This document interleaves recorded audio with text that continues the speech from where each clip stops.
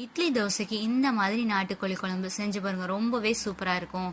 அதுக்கு ஒரு 300 கிராம் சின்ன வெங்காயம், 2 தக்காளி சேர்த்து வதக்கிக்கோங்க. இது கூட 3 டேபிள் ஸ்பூன் கறிமிளகாய் தூள் சேர்த்துக்கோங்க. இப்போ ஒரு குக்கர்ல எண்ணெய் சேர்த்துட்டு இது கூட பட்டை, கிராம்பு, ஏலக்காய், கடுகு சேர்த்து பொரிஞ்சதுக்கு அப்புறமே பெரிய வெங்காயம் 1 சேர்த்து வதக்கிக்கோங்க. இப்போ இது நல்லா வதங்கினதுக்கு அப்புறமே 2 டேபிள் ஸ்பூன் இஞ்சி பூண்டு சேர்த்துக்கோங்க. சேர்த்துட்டு நல்லா வதக்கிக்கோங்க. இப்போ நம்ம எடுத்திருக்க 1 கிலோ சிக்கனை இது கூட சேர்த்துட்டு நல்லா பரட்டி விட்டுக்கோங்க. கறி நல்லா இந்த அளவுக்கு உருண்டு வந்ததுக்கு அப்புறமே நம்ம அரைச்சு வச்சிருக்க மசாலாவை இது கூட சேர்த்துக்கலாம். சேர்த்துட்டு குழம்புக்கு தேவையான அளவு தண்ணி சேர்த்துக்கோங்க. இப்போ உப்பு சேர்த்துக்கோங்க. சேர்த்துட்டு இதை நல்லா ஒரு கொதி வர வரைக்கும் வெயிட் பண்ணுங்க. இது நல்லா இப்போ ஒரு கொதி வந்ததுக்கு அப்புறமே குக்கரை மூடி 4லேருந்து 5 விசில் விட்டு எடுத்துக்கோங்க. இப்போ சூப்பரான நாட்டுக்கோழி குழம்பு ரெடி. நீங்களும் இதை செஞ்சு பாருங்க, ரொம்பவே சூப்பரா இருக்கும் டேஸ்ட்.